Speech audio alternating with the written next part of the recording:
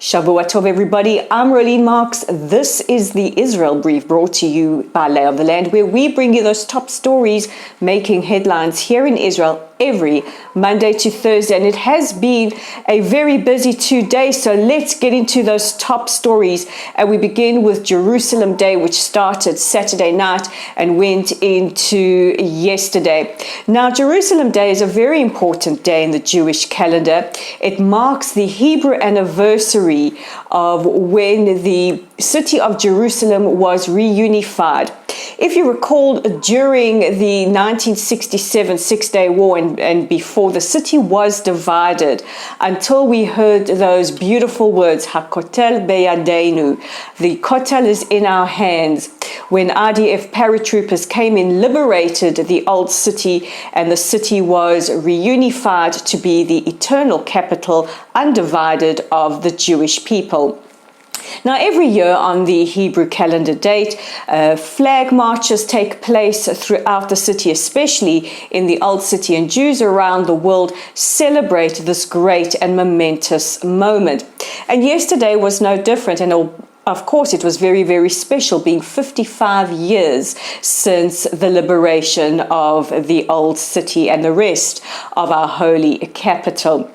Yesterday, before the traditional march took place, morning prayers at the Kotel at the Wailing Wall Plaza went off peacefully. However, there were clashes on the Temple Mount between rioters hiding inside the Al-Aqsa Mosque and throwing projectiles out to security forces stationed atop the Temple Mount.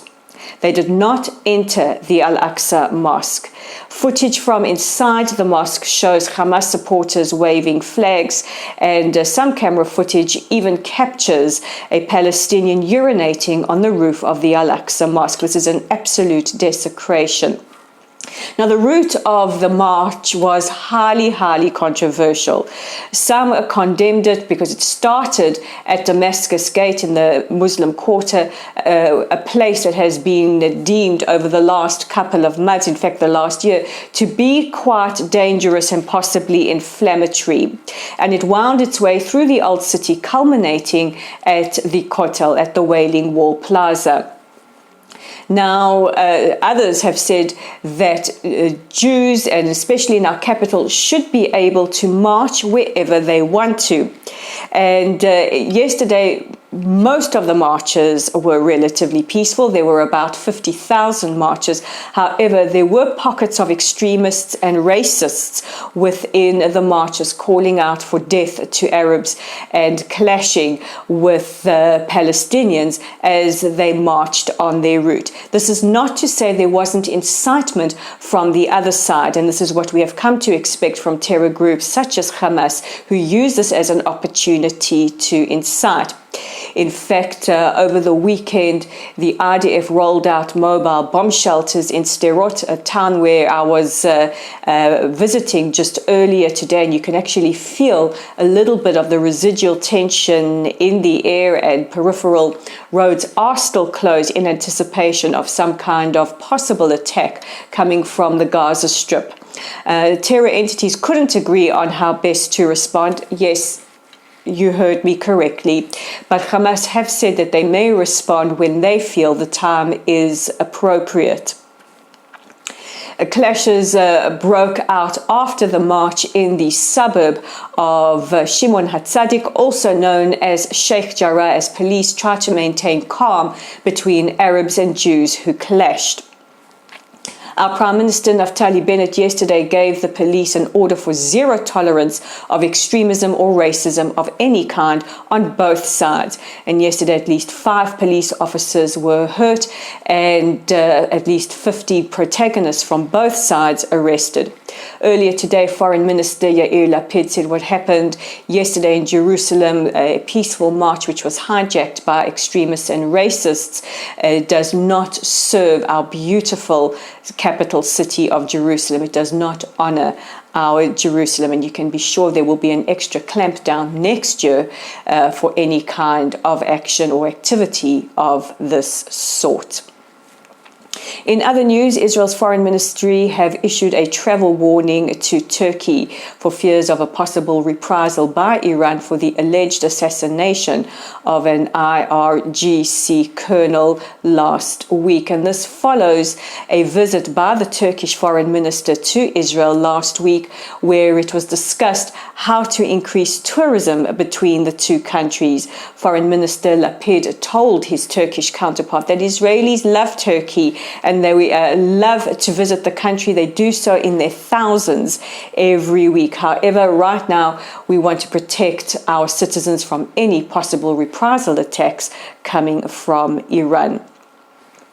The United Arab Emirates and Israel announced today that they will sign a free trade agreement tomorrow, which will see the lifting of at least 96% of customs duties in various industries, including cosmetics, thank goodness, because they are quite expensive here, medical equipment, agriculture, food, and various other industries. This is another great improvement in the ties between our two countries. And last week it was reported that in the first quarter, trade between the two countries had reached $2 billion.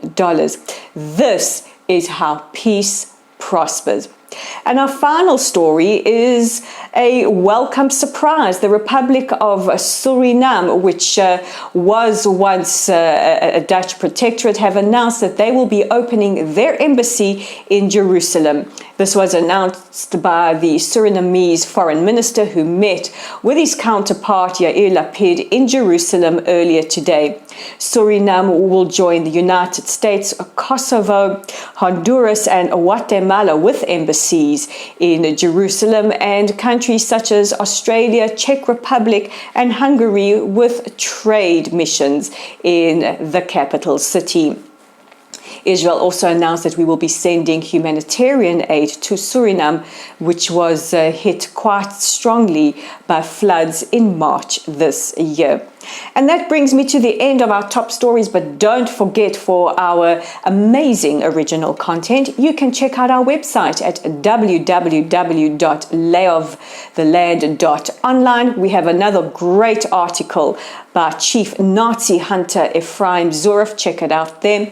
Check out our Facebook community at Lottel site. It is growing every day and we would love you to be a part of it. So if you're on Facebook right now, go to @Lottel site, click either follow or like, and don't forget to share this content. It helps us get past the Facebook censors.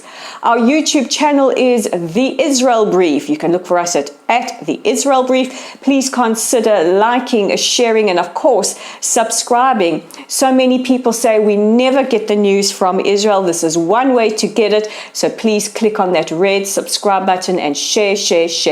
And we're on Twitter. You can find us at @LayOfTheLand5. Click on the follow button. And hey, tweet us every now and then. We love it when you do.